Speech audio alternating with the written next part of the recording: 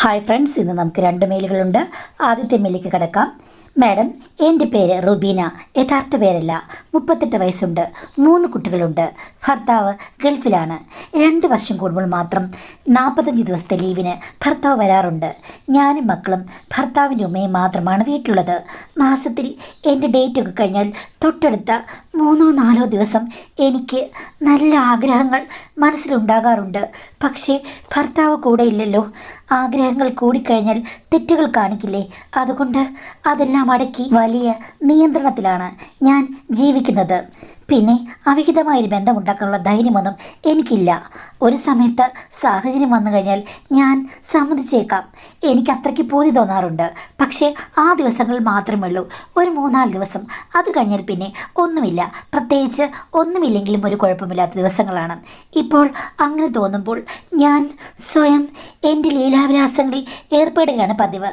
സത്യം പറഞ്ഞാൽ ഒരു സിനിമയൊക്കെ കണ്ടപ്പോഴാണ് എനിക്കതിൻ്റെ ഐഡിയ കിട്ടിയത്. അതിൽ സ്ത്രീകൾ ഭർത്താക്കന്മാരിൽ നിന്ന് യഥാർത്ഥത്തിലുള്ള കാര്യങ്ങൾ ലഭിക്കാത്തതിനാൽ ഇത്തരം വിഷയത്തിലേക്ക് തിരിയുന്നു എന്നുള്ളത് മെയിൻ പോയിൻ്റായിരുന്നു. അപ്പോഴാണ് ഞാനും ഓർത്തത്, എന്തായാലും അവനവനല്ലേ, അവനവൻ്റെ കാര്യമല്ലേ, അവനവൻ്റെ ശരീരം, അപ്പോൾ പിന്നെ അതിലെന്താ തെറ്റ് എന്ന് വെച്ച് ഞാൻ അത് തുടങ്ങി. മാഡം, കാര്യം ഈ ഒരു 3-4 ദിവസത്തെ പ്രശ്നം എനിക്ക് പറഞ്ഞറിയിക്കാൻ വയ്യാത്താണ്. ആ സമയത്ത് എനിക്ക് ശാന്തി കിട്ടിയേ പറ്റൂ. അപ്പോൾ പിന്നെ ഇതല്ലേ ഉള്ളു വഴി. വലിയ വലിയ പ്രശ്നങ്ങൾക്ക് പോകാതെ കുടുംബജീവിതത്തിൽ അടങ്ങി നിന്നുകൊണ്ട് ഈ കാര്യം ചെയ്യാമെന്ന് ഞാനങ്ങ് തീരുമാനിച്ചു. അങ്ങനെ പതുക്കെ പതുക്കെ ഞാൻ തുടങ്ങി വെച്ചു മാഡം. പക്ഷേ പിന്നീട് എനിക്കത് ഒത്തിരി റിലാക്സേഷനായിട്ട് തോന്നി. കാര്യം മറ്റെന്തോ നമ്മൾ തന്നെ ഉള്ളപ്പോഴല്ലേ കൂടുതൽ ഒരിമ്പമുള്ളതുപോലെ എനിക്ക് തോന്നി. ആദ്യ സമയത്ത് ഞാൻ മനസ്സിലോർത്തത് ഭർത്താവിനെ ഓർത്തുകൊണ്ട് വേണം കാര്യങ്ങളിലേക്ക് വട്ടം ചുറ്റിക്കറങ്ങാൻ. പക്ഷേ ആ സമയത്ത് എനിക്കത്ര വലിയ ഒരു രസമൊന്നും തോന്നിയില്ല. ഭർത്താവിനെ ഓർക്കുമ്പോൾ ഇനി എപ്പോൾ ഇങ്ങനെ വരാനാണ് എന്നുള്ള ഒരു വിരഹ ദുഃഖമാണ് ഓർക്കുന്നത്. അല്ലാതെ എനിക്ക് പ്രത്യേകിച്ച് അത്രയ്ക്കും ഒരു താല്പര്യം തോന്നിയില്ല. പക്ഷേ എൻ്റെ മനസ്സിൽ ചില മുഖങ്ങൾ കടന്നു വന്നു. എന്ന് വെച്ചിട്ട് ഞാൻ അവരോട് അധികമായിട്ട് എന്തെങ്കിലും ബന്ധമുണ്ടാക്കുകയോ സംസാരിക്കുകയോ ഒന്നും ചെയ്തിട്ടില്ല. എങ്കിലും നമ്മൾ പതിവായി കാണുന്ന ചില സുന്ദര മുഖങ്ങളില്ലേ, ചില ആണുങ്ങളുടെ ബോഡി ഷേപ്പൊക്കെ കാണുമ്പോൾ കൊള്ളാമെന്ന് പെണ്ണുങ്ങൾക്കും ആണുങ്ങൾക്കും തോന്നിയേക്കാം, തിരിച്ചും തോന്നിയേക്കാം. എനിക്കൊരു മൂഡ് കിട്ടാൻ വേണ്ടി മറ്റു ചില സുന്ദര മുഖങ്ങൾ ഞാൻ തേടി തുടങ്ങി. കൂടുതലും ഞാൻ ഓർക്കുന്നത് ആരെയാണെന്ന് വെച്ചാൽ, ഞങ്ങൾ വീട്ടിൽ ഇടയ്ക്കിടയ്ക്ക് ഡ്രൈവറായി വരുന്നൊരു പയ്യനുണ്ട്. കാണാൻ ഒരു സുന്ദരനാണ്.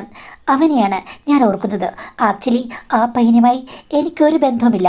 അവനാണെങ്കിൽ എന്നെ അങ്ങനെ കാണുന്നുമില്ല. ഇനി ഏതെങ്കിലും സാഹചര്യങ്ങൾ ഉണ്ടായാൽ പോലും അവനുമായിട്ട് എനിക്കൊരു ബന്ധം ഉണ്ടാകുമോ എന്ന് എനിക്കറിയില്ല. കാര്യം വീട്ടിൽ എല്ലാവർക്കും അറിയാവുന്ന ആളാണ്. അതൊക്കെ വലിയ കുഴപ്പമാകും. അവനാണെങ്കിലും എന്നോട് താല്പര്യമുള്ള രീതിയിൽ ഒന്നും പെരുമാറിയിട്ടില്ല. പക്ഷേ ഈ ഒരവസരത്തിൽ തിരഞ്ഞെടുക്കാൻ ഏറ്റവും പെർഫെക്റ്റ് അവനാണ്. കാര്യം ഞാൻ കാണുന്ന ഏറ്റവും ആണത്തമുള്ള സൗന്ദര്യമുള്ളൊരാണ് അവനാണ്. എവിടെയോ ഇരിക്കുന്ന മുഖമില്ലാത്തൊരാണ് വരും എന്ന് വിചാരിക്കുന്നേക്കാൾ എത്രയോ നല്ലതാണ് അവനെക്കുറിച്ച് ആലോചിക്കുന്നത്. ആ സമയത്ത് ഞാൻ ഇങ്ങനെയൊക്കെ ചിന്തിക്കും. ഞാൻ അടുക്കളയിൽ പാചകം ചെയ്തുകൊണ്ടിരിക്കുകയായിരുന്നു. ആ സമയത്ത് അവൻ പുറകെ കൂടെ വന്ന് എന്നെ കെട്ടിപ്പിടിച്ചു. ഞാൻ ഞെട്ടി നോക്കിക്കഴിയുമ്പോൾ അവൻ ഇത്തേ എനിക്ക് ഒത്തിരി ഇഷ്ടമാണെന്ന് പറഞ്ഞ് എന്നെ വാരിപ്പുണരുന്നു.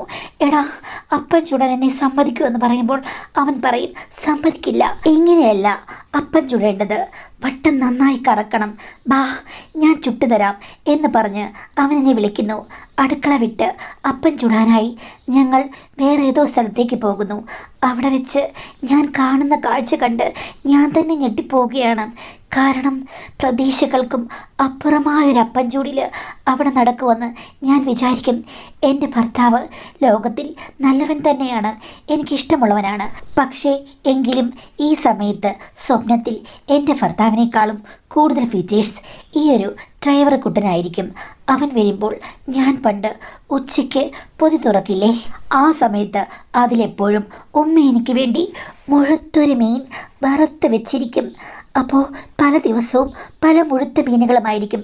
അത് തുറക്കുമ്പോൾ ഇന്നേതാണ് ആ മുഴുത്ത മീൻ എന്നറിയാനും രുചിക്കാനുമുള്ളൊരാകാംക്ഷയില്ലേ എന്ന് പറഞ്ഞ പോലെ അവനുള്ളപ്പോൾ പൊതിക്കെട്ട് തുറന്നാൽ എനിക്ക് കിട്ടുന്നത് കൊമ്പൻ സ്രാവാണെന്ന് ഞാനങ്ങ് വിചാരിക്കും. പിന്നെ ഞാൻ പഴയ ഓർമ്മകൾ അയവിറക്കി മുന്നോട്ട് പോയി കഴിയുമ്പോഴായിരിക്കും അവൻ എന്നോട് ചോദിക്കുന്നത്, ഇത്തയ്ക്ക് ഞാൻ 7-ാം ബെഹർ കാണിച്ചു തരട്ടെ എന്നും. അപ്പോൾ ഞാൻ പറയും, കാണിച്ചു മാത്രം തരരുത്, നീ എന്നെ എവിടെ കൊണ്ടുപോകണം, കൊണ്ടുപോയി നമ്മൾ അവിടെ നിൽക്കണം ഒത്തിരി നേരം. അത് കഴിഞ്ഞിട്ട് ഇനിയിപ്പോൾ 7-ാം ബെഹറിൽ നിന്ന് ആരെങ്കിലും വന്ന് നമ്മളെ തള്ളിയിട്ടാൽ മാത്രമേ നമ്മളിങ്ങോട്ട് വരാവൂ എന്ന് പറയുന്ന പോലെ ആവാഹിച്ചവനെ ഞാൻ അടുപ്പിക്കും. പിന്നെ ചെക്കൻ്റെ കാര്യം പറയരുതല്ലോ. അവൻ എന്നെ ലോകത്തിലെ ഏറ്റവും വലിയ ഹൂറിയായിട്ട് ആരാധിക്കുന്നതെന്നാണ് എൻ്റെ സ്വപ്നത്തിൽ എൻ്റെ മനോഭാവം. അവൻ പറയും, ഇത്തയാണ് ലോകസുന്ദരി, ഇത്ത അടിമുടി സുന്ദരിയാണ് എന്ന് പറയുമ്പോൾ ഞാൻ അവനോട് ചോദിക്കും, ഞാൻ സുന്ദരിയാണെങ്കിൽ എൻ്റെ കൊമ്പൻ സ്രാവേ അടുത്തിട്ട് ഒന്ന് കലക്കണ്ടേന്ന്. അവൻ പറയും, കലക്കുക മാത്രമല്ല കലക്കി മറിച്ച് തിരമാലകൾ ഉയർത്തി നമ്മൾ മുന്നോട്ട് പോകും എന്ന് പറയും. പിന്നീട് ചെക്കൻ്റെ ലോകമാണ്. ഞാനാണെങ്കിൽ അവനെ ആശ്ലേഷിച്ച് ഏതോ ലഹരിയിൽ അലറുന്നത് പോലെ ഞാൻ സ്വപ്നം കാണും. എൻ്റെ മനസ്സ് നിറഞ്ഞു വരികയാണ്. പിന്നീട് ചെക്കൻ്റെ ലീലാവിലാസങ്ങൾ എൻ്റെ മനസ്സിൽ ഞാൻ ഇത്തിരി ഡോസ് കൂട്ടി ചിന്തിക്കും. അതോടുകൂടി എൻ്റെ കാര്യങ്ങൾ 4 ദിവസത്തേക്ക് ഒരു കര പറ്റുകയും ചെയ്യും. ഇതാണ് ഞാൻ സ്ഥിരം ചെയ്യാറുള്ളത്. ചില സമയത്തൊക്കെ മറ്റു ചിലരെയും ഞാൻ മനസ്സിൽ വിചാരിക്കാറുണ്ട്. സൗന്ദര്യമുള്ള ചില ആണുങ്ങൾ പതിവായി മുന്നിൽ വന്നു കഴിഞ്ഞാൽ ഞാൻ അവരെക്കുറിച്ച് മനസ്സിലങ്ങ് വിചാരിക്കും. ചിലപ്പോൾ ശരിക്കും അവരെ ഒന്ന് പരിശോധിച്ചു കഴിഞ്ഞാൽ യാതൊരു വിധത്തിലും ഒരു ഗുണമുള്ളവരായിരിക്കില്ല. പക്ഷേ എൻ്റെ മനസ്സിൽ മുഖസൗന്ദര്യമല്ലേ ഉള്ളൂ. പിന്നെ പുറമേ കാണുന്ന ചില കാര്യങ്ങൾ കൊണ്ട് നമ്മൾ ഊഹിക്കുന്ന ചില അനുമാനങ്ങളും അളവ് കോലുകളും മനസ്സിലുണ്ടല്ലോ, അത് വെച്ച് നമ്മളങ്ങ് ചിന്തിക്കും, വാനോളം ഉയർത്തി ചിന്തിക്കും. എങ്കിൽ മാത്രമേ ഇവിടെ കാര്യങ്ങൾ നടക്കൂ. അങ്ങനെ വേറെയും ചിലരുമായിട്ട് എൻ്റെ മനസ്സിലൊരു ബന്ധമുണ്ട് എന്ന് വെച്ച് ഈ 4 ദിവസം കഴിയുമ്പോൾ പിന്നെ എനിക്കവരെ കണ്ടു കഴിഞ്ഞാൽ ഇങ്ങനെയൊന്നും തോന്നുകയില്ല. പിന്നീട് അടുത്ത ആ ഒരു സമയത്ത് എൻ്റെ ഉത്സാഹം മുറ്റി നിൽക്കുന്ന സമയത്ത് മാത്രമേ എനിക്കിങ്ങനെ തോന്നുകയുള്ളൂ. ഞാൻ പിന്നീട് ഓർക്കും, ഞാൻ എന്തൊരു വൃത്തികേടായി കാണിക്കുന്നത്. നല്ല രീതിയിൽ സഹോദരിമാരെ പോലെ പെരുമാറുന്ന ആൾക്കാരെയാണ് ഞാൻ ഈ സ്ഥാനത്ത് പ്രതിഷ്ഠിച്ച് പട്ടം കറക്കി തുമ്പി തുള്ളുന്നത്. എനിക്കറിയില്ല ഇതൊക്കെ തെറ്റാണോ എന്ന്. എന്തായാലും ഇടയ്ക്ക് ഭർത്താവ് വന്നു കഴിഞ്ഞപ്പോഴേക്കും ഞാൻ ഓർത്തു, എൻ്റെ ഈ സ്വഭാവം അങ്ങ് മാറും. പുള്ളിക്കാരൻ വന്നു കഴിഞ്ഞാൽ വലിയ ആവേശമാണല്ലോ. എൻ്റെ ഈ 3-4 ദിവസത്തെ ആവേശവും അതിന് കൂട്ടത്തിൽ പുള്ളി വരുമ്പോൾ നടക്കുമല്ലോ. പിന്നീട് എനിക്കിങ്ങനെ തോന്നുകയില്ലായിരിക്കും എന്ന് ഞാൻ വിചാരിച്ചു. പക്ഷേ ഭർത്താവ് വന്നു കഴിഞ്ഞപ്പോൾ കാര്യങ്ങളൊക്കെ സ്മൂത്താണ്, എനിക്ക് ഓക്കെയുമാണ്. പക്ഷേ ഇത് കഴിഞ്ഞിട്ടും എൻ്റെ പൊന്നു മാഡം എനിക്ക് വഞ്ചൊരു കരക്കെത്തുന്നില്ല. ഞാൻ പിന്നെന്ത് എന്നറിയാമോ, ഭർത്താവ് ഉറങ്ങിക്കഴിഞ്ഞപ്പോഴേക്കും ബാത്റൂമിലേക്ക് അങ്ങ് പോയി. അവിടെ ചെന്ന് വേറൊരാളെ ഓർത്ത് ഞാൻ ഭൂഗോളം ഒന്ന് കറക്കിയപ്പോഴാണ് എനിക്ക് സംതൃപ്തി കിട്ടിയത്. അത് കഴിഞ്ഞപ്പോൾ ഞാൻ ഓർത്തു, ഞാൻ എന്തായി കാണിക്കുന്നത്. ഹസ്ബൻഡിനെ എനിക്ക് ഇഷ്ടമാണ്, ഹസ്ബൻഡിനോട് മാത്രമാണ് ബന്ധം. പക്ഷേ അദ്ദേഹം വന്നു കഴിഞ്ഞിട്ടും എൻ്റെ ഈ പ്രോബ്ലംസ് ഒന്നും കുറയുന്നില്ലല്ലോ, ആഗ്രഹം കുറയുന്നില്ലല്ലോ. ഇദ്ദേഹത്തിൽ നിന്ന് എനിക്ക് കിട്ടാത്ത തേടി പിന്നെയും ഞാൻ വെറുതെ വട്ടം കറക്കേണ്ട വല്ല കാര്യമുണ്ടോ? ഇത് തെറ്റല്ലേ? പിന്നെന്തിനാണ് ഭർത്താവ് എന്നോർത്ത് ഞാൻ വ്യാകുലപ്പെട്ടു. ഇനി മാറ്റണം, നാളെ ഞാനില്ല, എൻ്റെ ഹസ്ബൻഡ് മാത്രം മതി എനിക്ക് എന്ന് വിചാരിച്ചു. പക്ഷേ പിറ്റേ ദിവസമായി കഴിഞ്ഞപ്പോഴേക്കും അത് ആസ്വദിക്കാൻ പറ്റുന്നുണ്ട് എനിക്ക്. പക്ഷേ ഇത് കഴിയുമ്പോൾ ഭർത്താവ് അറിയാതെ എൻ്റെ ഒരു സ്പേസ് തേടി പോകേണ്ടി വരും. അവിടെ നിന്ന് പിന്നെയും ഞാൻ ആദ്യം തൊട്ട് തുടങ്ങും. എങ്കിൽ മാത്രമേ എനിക്ക് പൂർണ്ണമായ രസം കിട്ടുന്നുള്ളൂ. മറ്റതിൽ രസമില്ലെന്ന് ഞാൻ പറയുന്നില്ല. പക്ഷേ ഇവിടെയാണ് എൻ്റെ യഥാർത്ഥ സംതൃപ്തി ഒളിഞ്ഞിരിക്കുന്നതെന്ന് എനിക്ക് മനസ്സിലായി. ചുരുക്കം പറഞ്ഞാൽ ഭർത്താവ് പോയി കഴിഞ്ഞിട്ടും എനിക്ക് ഇതൊന്നും നിർത്താൻ വയ്യ. പിന്നെ 4 ദിവസത്തെ പ്രശ്നമായിരുന്നെന്ന് ഞാൻ ആദ്യം പറഞ്ഞല്ലോ. 4 ദിവസമൊക്കെ പിന്നീട് അങ്ങ് പോയി. പിന്നെ ഞാൻ ഓർത്തത് എൻ്റെ രസം, എൻ്റെ കാര്യങ്ങൾ എല്ലാം എൻ്റെ കയ്യിലാണ്. എന്തിനാണ് കാത്തിരിക്കുന്നത്? എന്തിനാണ് വേലി ചാടുന്നത്? എന്തിനാണ് ഒളിച്ചോടുന്നത്? ഒന്നിൻ്റെയും കാര്യമില്ല, എല്ലാം വിരൽത്തുമ്പിലുണ്ടല്ലോ എന്ന് വിചാരിച്ച് ഞാനിതൊരു പതിവാക്കി മാഡം. അതിൽ ഞാനിപ്പോൾ ഒത്തിരി സന്തോഷം കണ്ടെത്തുന്നു. പക്ഷേ എനിക്കൊരു സംശയം, ഇനി എൻ്റെ ഹസ്ബൻഡ് വരുമ്പോൾ എൻ്റെ ഹസ്ബൻഡിനോട് എനിക്ക് താല്പര്യം കുറയുമോ? ഒട്ടും ആസ്വദിക്കാതിരിക്കുന്ന രീതിയിലേക്കാകുമോ? ഇതിലേക്ക് മാത്രം ഞാൻ അഡിക്റ്റ് ആകുമോ? ഇതൊക്കെ ഓർത്ത് എനിക്ക് നല്ല ഭയമുണ്ട്. കാര്യം അദ്ദേഹം വന്നപ്പോഴും ഇത്രയും ദിവസം ഇവിടെ ഉണ്ടായിരുന്നു. എന്നാൽ കൂടി എനിക്ക് ഏറ്റവും രസം ഇങ്ങനെയായിരുന്നു. ഇപ്പോൾ ഇത് സ്ഥിരമാക്കി കഴിഞ്ഞപ്പോഴേക്കും എന്തായിരിക്കും അതിൻ്റെ അനന്തരഫലം? ശരിക്കും ഞാനിതിൽ അഡിക്റ്റ് ആയി കഴിഞ്ഞു കഴിഞ്ഞാൽ എന്തെങ്കിലും പ്രശ്നങ്ങളുണ്ടാകുമോ? ദാമ്പത്യ ജീവിതം തകരാൻ ഇതൊരു കാരണമാകുമോ മാഡം? എന്തെങ്കിലും പ്രശ്നമുണ്ടാകുമോ എന്ന് എനിക്കുണ്ട്. പക്ഷെ നിയന്ത്രിക്കാൻ പറ്റുന്നതുമില്ല. ഭർത്താവിനോട് താല്പര്യമൊക്കെ ഉണ്ട്. എന്നാലും എനിക്ക് ഓർക്കുമ്പോൾ ഒരു കുറ്റബോധം തോന്നുന്നു. ഇതിൽ എന്തെങ്കിലും പ്രശ്നമുണ്ടോ മാഡം എന്നാണ് ചോദിച്ചിരിക്കുന്നത്. അധികമായാൽ അമൃതും വിഷമെന്നല്ലേ. അപ്പോൾ ഈ ഒരു കാര്യത്തിൽ മാത്രം സംതൃപ്തി കണ്ടെത്തിക്കഴിഞ്ഞാൽ നമുക്ക് എന്തിനാണ് ഇണയും തുണയും? ഇതും രണ്ട് പ്രോസസ്സാണ്. ഒന്ന്, ഇണയുടെ സാമീപ്യമില്ലാത്ത സമയത്ത് നമുക്ക് മറ്റു പ്രശ്നങ്ങളൊന്നും ഉണ്ടാകാതെ സ്വയം ഒന്ന് ആശ്വസിക്കാനുള്ള ഒരു മാർഗ്ഗമാണ്. അതൊരിക്കലും തെറ്റല്ല, അത് നാച്ചുറലാണ്. അതിപ്പോൾ ഇത്തിരി ഫ്രീക്വൻ്റായിട്ട് അങ്ങനെയൊക്കെയുള്ള കാര്യങ്ങൾ ഏർപ്പെട്ടെന്ന് വെച്ചിട്ട് വലിയ വലിയ പ്രശ്നങ്ങളൊന്നും ഉണ്ടാകില്ല. അതൊക്കെ എക്സാജറേറ്റ് ചെയ്ത് പറയുകയാണ്. പക്ഷേ നമ്മൾ ദാമ്പത്യ ജീവിതത്തിൽ ഇതിന് മാത്രം പ്രാധാന്യം കൊടുത്തു കഴിഞ്ഞാൽ അവിടെ കാര്യങ്ങൾ ക്ലിയർ ആയിട്ട് പോകില്ല. ഭർത്താവ് വരുമ്പോൾ നിങ്ങൾ എന്തെങ്കിലും ആയിക്കോ, എനിക്കാണെങ്കിൽ വേറെ ഉണ്ടല്ലോ എന്നുള്ള രീതിയിൽ അങ്ങയുടെ വെറുപ്പ് കാട്ടുകയോ അല്ലെങ്കിൽ താല്പര്യമില്ലായ്മ കാട്ടുകയോ അല്ലെങ്കിൽ സംതൃപ്തിക്കുറവാണെന്നുള്ള രീതിയിൽ നിങ്ങൾക്ക് മനസ്സിൽ വിചാരിച്ചു കഴിഞ്ഞാൽ അത് ആസ്വദിക്കാതെ ഇത് മാത്രം ആസ്വദിച്ചു കഴിഞ്ഞാൽ ഒരു പ്രശ്നമാകാൻ സാധ്യതയുണ്ട്. കാര്യം ഇണയ്ക്കതൊരു പ്രശ്നമാകാൻ സാധ്യതയുണ്ട്. നമ്മൾ അവരോട് വെറുപ്പ് എന്തെങ്കിലും കാണിച്ചു കഴിഞ്ഞാൽ. അതല്ലെങ്കിൽ ഒരു പ്രശ്നവുമില്ല, ഇണ ഇല്ലാത്ത സമയത്ത് അല്ലെങ്കിൽ നമ്മളുടെ ആശ്വാസത്തിന് വേണ്ടി നമ്മൾ നമ്മളുടേതായ കാര്യങ്ങളിലേക്ക് കടക്കും. ഇണയുള്ളപ്പോൾ അതും ആസ്വദിക്കുന്നു. അപ്പോൾ രണ്ടും വ്യത്യസ്തമായ പ്രോസസ്സുകളാണ്. പിന്നെ നമുക്ക് നമ്മുടെ ടൈം, നമ്മളുടെ ഇഷ്ടങ്ങൾ, നമ്മളുടെ ഭാവനകൾ ഒക്കെ ഒന്ന് ആസ്വദിച്ച് സ്വപ്നം കണ്ട് ഇതേപോലൊരു പ്രോസസ്സിൽ ഏർപ്പെടുമ്പോൾ കൂടുതലൊരു രസം തോന്നിയേക്കാം. കാര്യം അവിടെയാണ് യഥാർത്ഥത്തിൽ നമ്മുടെ മനസ്സിലെ കാര്യങ്ങളെല്ലാം പ്രാവർത്തികമാക്കാൻ പറ്റുന്നത്. യഥാർത്ഥ ജീവിതത്തിൽ അത്രയ്ക്ക് അങ്ങോട്ട് പൊരുത്തപ്പെട്ട നമ്മുടെ ഇഷ്ടത്തിനനുസരിച്ച് പെരുമാറുന്നൊരു ഇണയൊന്നും കിട്ടിയെന്ന് വരില്ല. എങ്കിലും ഒരു കാര്യം മനസ്സിലാക്കുക, രണ്ടും രണ്ടാണ്. അപ്പോൾ ഇത് തെറ്റൊന്നുമല്ല. തെറ്റെന്ന് പറയുന്നൊരു കാര്യം ഇതിനകത്തില്ല. എങ്കിലും നമ്മൾ ഒരു കാര്യത്തിനും മാത്രം അമിത പ്രാധാന്യം കൊടുത്തു കഴിഞ്ഞാൽ മറ്റൊരിടത്ത് ആ പ്രാധാന്യം കുറയുകയാണ്. അപ്പം വിവാഹ ജീവിതത്തിൽ ഇണയ്ക്കാണ് പ്രാധാന്യം. അതിനിടയ്ക്ക് ഇതിൽ മാത്രമാണ് താല്പര്യം എന്നൊരു ചിന്താഗതി കൊണ്ടുവരരുത്. എല്ലാം ഓരോ മുട്ടുശാന്തി എന്ന് ഞാൻ പറയാറില്ലേ എന്ന് പറഞ്ഞാൽ യൂസ് ചെയ്യുക. നമുക്കിപ്പോൾ ചില സ്ഥലത്ത് പോകുമ്പോൾ ചില കാര്യങ്ങൾ ചെയ്യാൻ പറ്റുകയുള്ളൂ, അവിടെ അത് ചെയ്യുക. പിന്നീട് പ്രധാനമുള്ള സ്ഥലത്ത് വരുമ്പോൾ അവിടെ പ്രാധാന്യമുള്ള കാര്യങ്ങൾ ചെയ്യുക. അപ്പോൾ എല്ലാം വിവേകത്തോടു കൂടി യൂസ് ചെയ്ത് കഴിഞ്ഞാൽ ഒരു പ്രശ്നമില്ല. നമ്മൾ തനിയുള്ളപ്പോൾ നമ്മളുടെ ഇഷ്ടം, ഇണയുള്ളപ്പോൾ ഇണയുടെ രീതിയിൽ പെരുമാറുക. അത് കഴിഞ്ഞിട്ടിപ്പോൾ നമ്മൾ എന്ത് ചെയ്യുക എന്നുള്ളത് നമ്മുടെ സ്വകാര്യമായ കാര്യമല്ലേ. പക്ഷേ എന്ന് വെച്ചിട്ട് ഒന്നിനും പ്രാധാന്യം കുറച്ച് കാണരുത്, അല്ലെങ്കിൽ എല്ലാം പ്രശ്നമാണെന്ന് ചിന്തിക്കുകയും ചെയ്യരുത്. ഒരു ബാലൻസ് രീതിയിൽ പോവുക, അതാണ് ഇതിൽ. അല്ലാതെ ഇതിനകത്ത് വലിയൊരു പൊട്ടിത്തെറിക്കുന്ന കാര്യങ്ങളൊന്നുമില്ല കേട്ടോ. ഇനി നമുക്ക് അടുത്ത കത്തിലേക്ക് കിടക്കാം. മാഡം, എൻ്റെ പേര് അമീഷ്, പേര് സാങ്കല്പികം. എനിക്ക് 20 വയസ്സുണ്ട്. ഞാൻ പഠിച്ചുകൊണ്ടിരിക്കുകയാണ്. എൻ്റെ വീട്ടിൽ ഇപ്പോൾ അമ്മ മാത്രമേ ഉള്ളൂ. എനിക്ക് ഒരു ചേച്ചിയുണ്ട്. ചേച്ചി നേഴ്സിംഗ് പഠിച്ചുകൊണ്ടിരിക്കുകയാണ്. പിന്നെ അച്ഛനുണ്ടായിരുന്നു. 3 വർഷത്തിന് മുമ്പ് പെട്ടെന്ന് അദ്ദേഹം ഹാർട്ട് അറ്റാക്ക് വന്ന് മരണപ്പെട്ടു മാഡം. സാമ്പത്തികമായി ഞങ്ങൾ നല്ല നിലയിലാണ്. ബന്ധുക്കളൊക്കെ സഹായിക്കാനുമുണ്ട്. അതുകൊണ്ട് ഒരളവ് വരെ ദുഃഖമില്ല. പക്ഷേ എൻ്റെ അമ്മയ്ക്ക് ആ സമയത്ത് നല്ല വിഷമമായിരുന്നു. കാര്യം അച്ഛനും അമ്മയും തമ്മിൽ അത്രയ്ക്ക് നല്ല ഒരു ബന്ധമായിരുന്നു. അമ്മയ്ക്ക് 43 വയസ്സുണ്ട്. അമ്മ സുന്ദരിയും ചെറുപ്പക്കാരെയൊക്കെയാണ് കാണാൻ. അച്ഛനും അങ്ങനെ തന്നെയായിരുന്നു. ഇങ്ങനെയൊന്നും വരുമെന്ന് ആരും വിചാരിച്ചതല്ല. രണ്ടുപേരും സൂപ്പർ ജോഡികളുമായിരുന്നു മാഡം. പക്ഷേ പറഞ്ഞിട്ട് കാര്യമില്ലല്ലോ, ഇങ്ങനെ സംഭവിച്ചു. പിന്നെ അച്ഛനുള്ളപ്പോൾ അച്ഛനമ്മയോട് അമിതമായ സ്നേഹമായിരുന്നു. വീട്ടിൽ കൂട്ടുകാരോ മറ്റുള്ള ആരെങ്കിലും വരാൻ സമ്മതിക്കില്ല. എന്ന് വെച്ചാൽ അകന്ന ബന്ധുക്കളോ ഫ്രണ്ട്സോ ഒന്ന് വിസിറ്റ് ചെയ്യുന്നത് അച്ഛന് ഒട്ടും ഇഷ്ടമല്ല. അച്ഛൻ്റെ ക്ലോസ് ഫാമിലിയുള്ള ആൾക്കാരും അമ്മയുടെ അത്രയ്ക്ക് അടുത്ത ആളുകളും വന്നാൽ മാത്രമേ അച്ഛൻ സമ്മതിക്കുള്ളൂ. അല്ലെങ്കിൽ അവരോട് മുഖം തിരിച്ചു നിൽക്കും. ഇവിടെ ഒന്ന് താമസിക്കാനും സമ്മതിക്കില്ല. മറ്റാരെയും വീട്ടിൽ താമസിപ്പിക്കുന്നതൊന്നും അച്ഛന് ഒട്ടും ഇഷ്ടമല്ല. അമ്മ എപ്പോഴും കുറ്റം പറയുമായിരുന്നു, നിങ്ങളെന്താണ് ഇങ്ങനെ മനുഷ്യപ്പറ്റില്ലാത്തൊരു മനുഷ്യനായി പോയത്. എനിക്കാണെങ്കിൽ കുറേ കൂട്ടുകാരൊക്കെ ഉണ്ട്.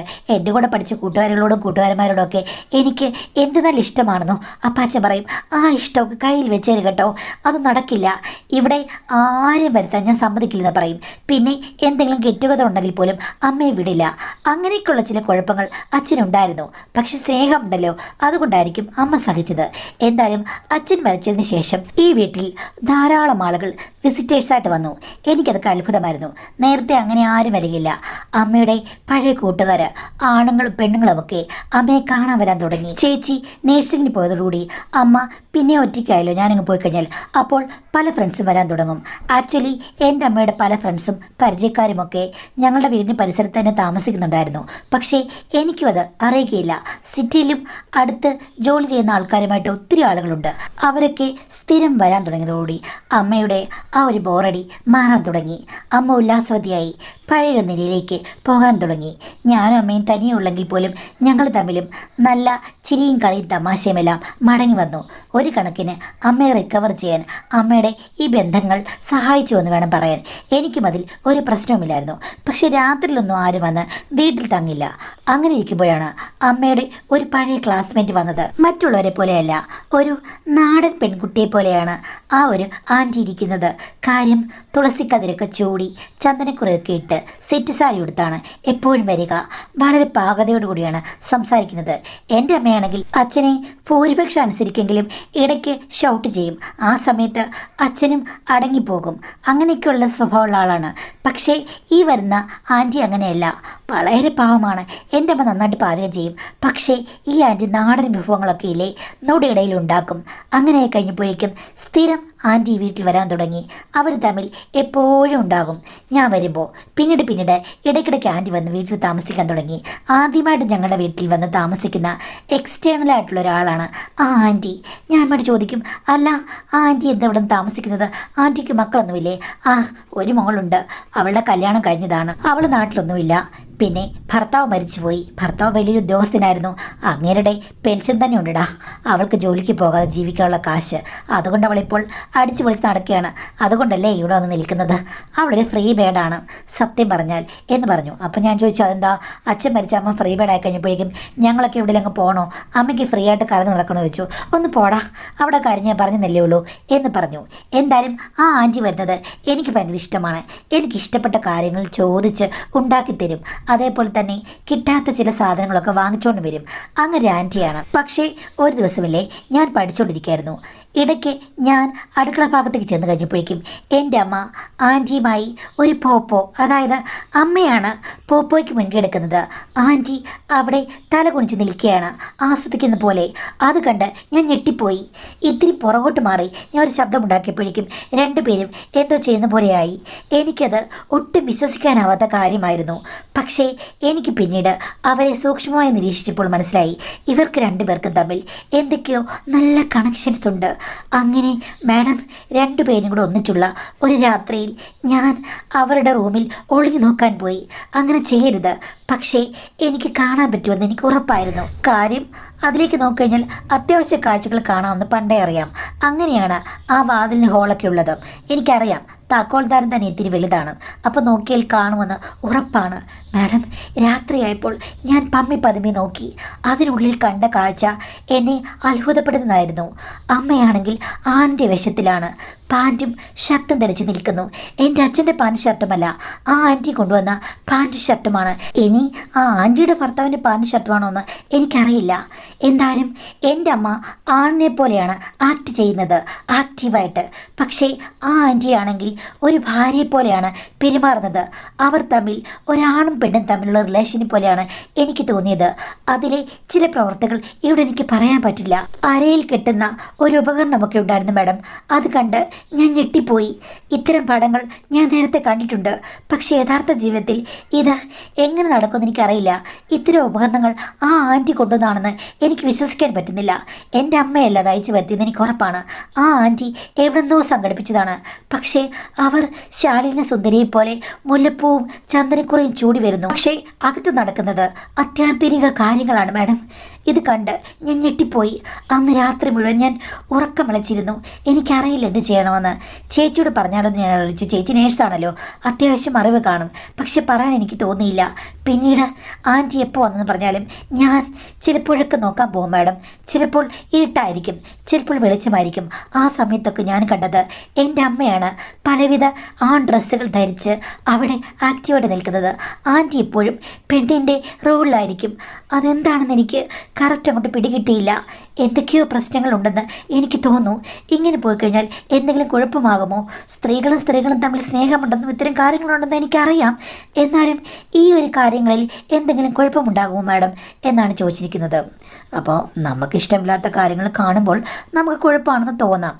പക്ഷേ പറഞ്ഞ പോലെ അവർ രണ്ടുപേരും കൂടെ ഒന്നിച്ച് പഠിച്ചതാണ്, ഹോസ്റ്റലൊക്കെ പഠിച്ചതായിരിക്കാം.